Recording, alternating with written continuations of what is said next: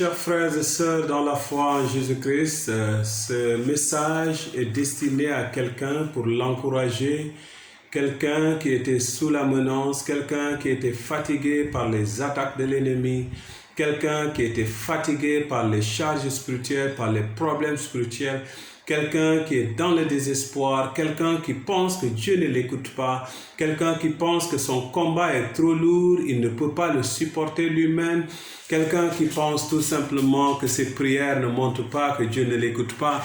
Je voudrais t'amener un encouragement ce soir. Je voudrais te dire que le temps de l'enfantement est arrivé. Le temps de l'enfantement est arrivé. Je voudrais nous encourager ce soir à commencer par lire un texte dans 2 Rois, chapitre 18, le verset 13. Il dit, la 14e année du roi Ézéchias, Sanchérib, roi d'Assyrie, monta contre toutes les villes fortes de Juda et s'en empara. Ézéchias, roi de Juda, envoya dire au roi d'Assyrie, à Lachis, j'ai commis une faute, éloigne-toi de moi. Ce que tu m'imposeras, je le supporterai. Et le roi d'Assyrie imposa à Ézéchias, roi de Juda, 300 talents d'argent et 30 talents d'or.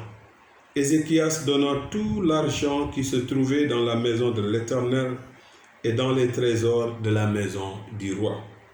Ce fut alors qu'Ézéchias, roi de Juda, enleva pour les livrer au roi d'Assyrie les lames d'or dont il avait couvert les portes et les linteaux du temple de l'Éternel. Le roi d'Assyrie envoya de Lachis à Jérusalem vers le roi Ézéchias Tartan, Rabsari et Rabshakeh avec une puissante armée. Ils montèrent, ils arrivèrent à Jérusalem. Lorsqu'ils furent montés et arrivés, ils arrivèrent à l'aqueduc de l'étang supérieur sur le chemin du champ du Foulon. Ils appelèrent le roi et Eliakim, fils de Elkija, chef de la maison du roi, se rendit auprès d'eux, avec Shebdan le secrétaire, Joas, fils d'Asaph, l'archiviste. Rabshakeh leur dit, dites à Ézéchias, ainsi parle le grand roi, le roi d'Assyrie. Quelle est cette confiance sur laquelle tu t'appuies? Tu as dit, il faut pour la guerre de la prudence et de la force. Mais ce ne sont point que des paroles en l'air. En qui donc as-tu placé ta confiance pour être révolté contre moi? Voici, tu l'as placé dans l'Égypte. Tu as pris pour soutien ce roseau cassé qui pénètre et perce la main de quiconque s'appuie dessus. Tel est Pharaon, roi d'Égypte, pour ceux qui se confient en lui. Peut-être vous me direz-vous, c'est en l'Éternel notre Dieu que nous nous confions, mais ce n'est pas lui dont Ézéchias a fait disparaître les hauts lieux et les autels en disant à Juda, en Jérusalem, vous vous prosternerez devant cet autel à Jérusalem. Maintenant, fais une convention avec mon maître, le roi d'Assyrie, et je te donnerai 2000 chevaux, si tu peux fournir des cavaliers pour les monter.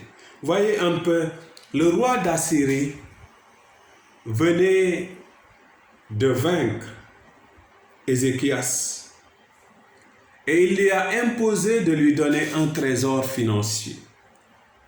Alors il a donné tout l'argent qui était dans le temple jusqu'à gratter même l'or qui était sur les poteaux qui décoraient le temple.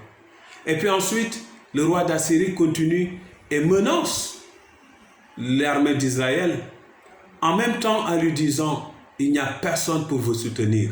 Votre Dieu ne sera pas suffisant. Et si vous faites alliance avec l'Égypte, vous serez vaincus.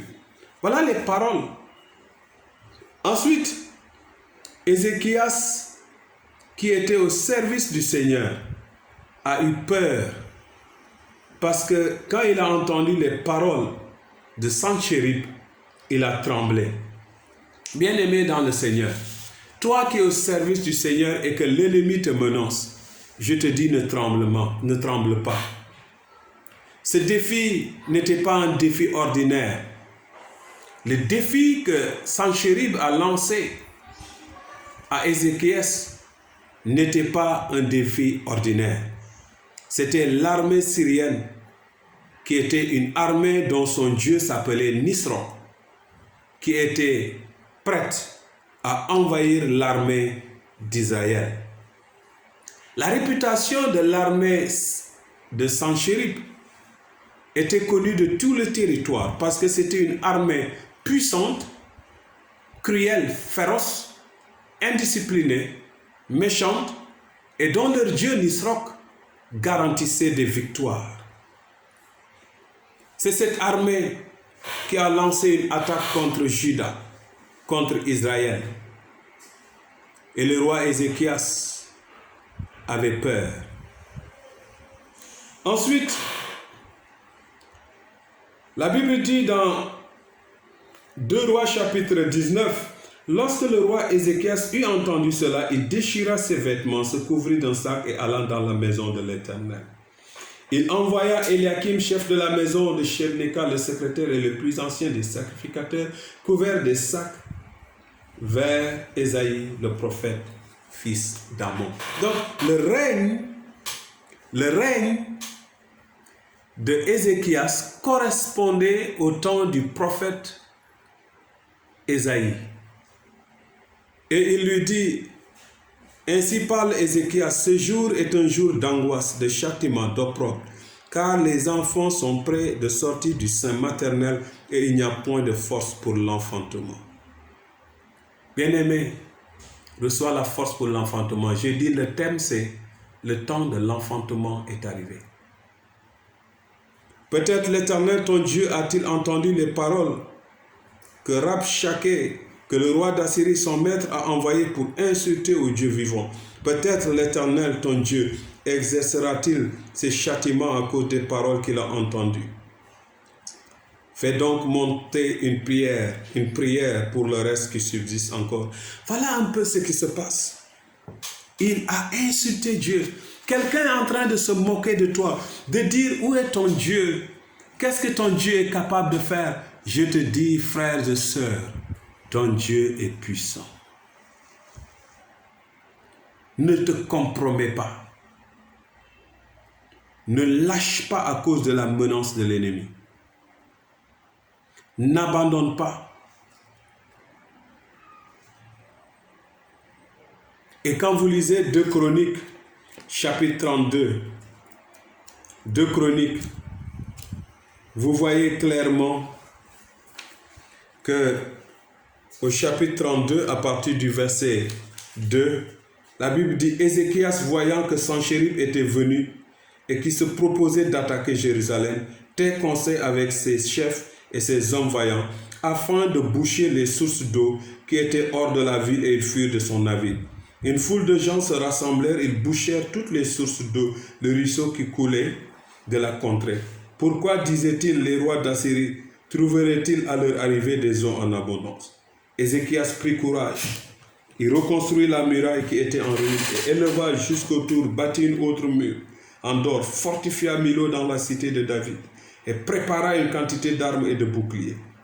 Il donna des chefs militaires au peuple, les réunit auprès de lui sur la place de la porte de la ville, s'adressa à leur cœur et dit, fortifiez-vous et ayez du courage. Ne craignez point, ne soyez point effrayés devant le roi d'Assyrie et devant toute la multitude qui est avec lui, car avec nous, il y a plus qu'avec lui. Avec lui est un bras de chair, et avec nous, l'Éternel, notre Dieu, nous aidera. Et qui combattra pour nous? Le peuple eut confiance. Je te dis, quel que soit ce qui t'attaque, je suis en train de dire, celui qui t'attaque a un bras de chair. Mais toi, l'Éternel, ton Dieu, il est puissant, il est vivant.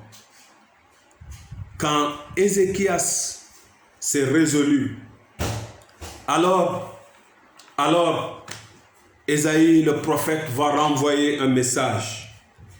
Ésaïe le prophète va répondre à la lettre. Et vous trouverez la réponse d'Ésaïe dans le livre d'Ésaïe au chapitre 66, les versets 8 et 9. Ésaïe dit, qui a jamais entendu pareille chose? Qui a jamais vu de quelque chose de semblable? Un pays peut-il naître en un jour? Une nation est-elle enfantée en un seul coup? À peine en travail, Sion a eu ses fils. Ouvrirai-je le sein maternel pour ne pas laisser enfanter, dit l'Éternel? Moi qui fais naître, empêcherai-je d'enfanter, dit ton Dieu? Réjouissez-vous avec Jérusalem, Faites d'elle le sujet de votre allégresse. Dieu n'empêchera pas que ton plan soit accompli. Dieu n'empêchera pas que son plan dans ta vie, sa destinée prophétique, soit empêchée par quoi que ce soit ou par qui que ce soit. Alors, Dieu envoie une armée du ciel. Et vous trouvez ça dans 2 Rois chapitre 19, le verset 14 et le verset 15. La Bible dit, Ézéchias prit la lettre de la main des messagers et la lut. Il monta à la maison de l'Éternel et la déploya devant l'Éternel. À qui adressa cette prière l'Éternel Dieu assis sur les chérubins. C'est toi qui es le seul Dieu de tous les royaumes de la terre. C'est toi qui fais les cieux et la terre. Si vous lisez la suite, vous allez voir quoi? La Bible dit, cette nuit-là, Dieu envoya du ciel l'ange de l'Éternel. Et l'ange de l'Éternel, qu'est-ce qu'il va faire? Il va tuer 185 000 soldats dans le camp de l'ennemi. Dieu avait dit, si vous lisez, Dieu avait dit à une nouvelle,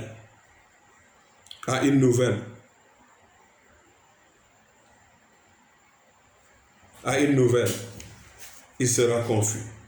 Verset 35. Cette nuit-là, l'ange de l'Éternel sortit et frappa dans le camp des Assyriens 185 000 hommes. Et quand on se leva le matin, voici, c'étaient tous des corps morts. Les Assyriens, sans chérub qui menace ta vie, l'ange de l'Éternel se lève dans son camp cette nuit.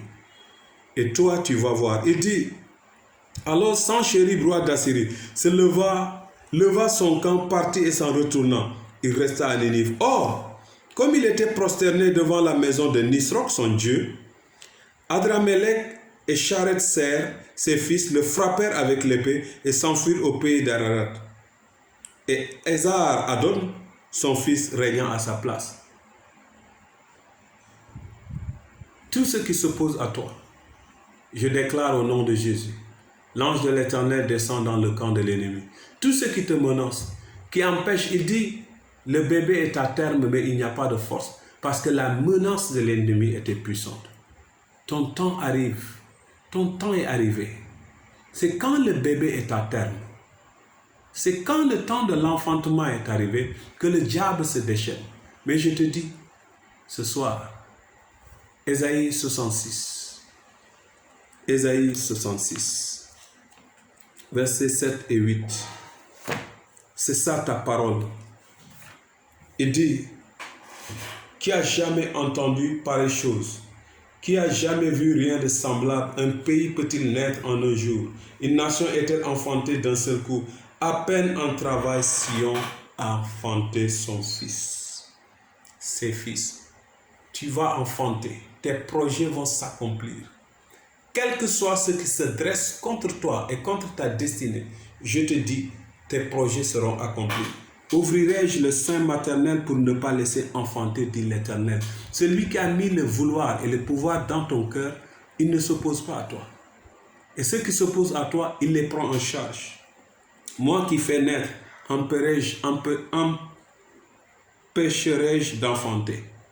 Lui, Dieu, qui a des projets de paix et de bonheur pour toi, qui a un projet de délivrance, il veut que tu sois délivré. Qui a le travail pour toi, il veut que tu travailles. Qui a le mariage pour toi, il veut que tu te maries. Qui a le voyage pour toi, il veut que tu voyages. Qui a l'élévation du ministère, il veut que ton ministère soit béni. Je voudrais te dire, quelle que soit l'opposition, quels que soient les dieux Nisroch, les rois Sanchérib qui s'opposent à toi, ton Dieu se lèvera et a une seule nouvelle, qu'il mettra dans le camp de l'ennemi. L'ennemi va fuir, va te laisser tranquille et l'ennemi sera éliminé. Et toi, tu vas entrer dans ta destinée et te réjouir. En plus, Sanchérib, Dieu lui avait accordé 15 ans de plus pour vivre. Dieu va élargir tes tentes. Dieu va rajouter à ta bénédiction grâce sur grâce, mesure sur mesure. Dieu va rajouter à ta destinée élévation sur élévation, gloire sur gloire. Que l'Éternel Dieu ouvre le sein maternel pour l'enfantement. Dans le puissant et précieux nom de Jésus, le Fils de Dieu. Amen.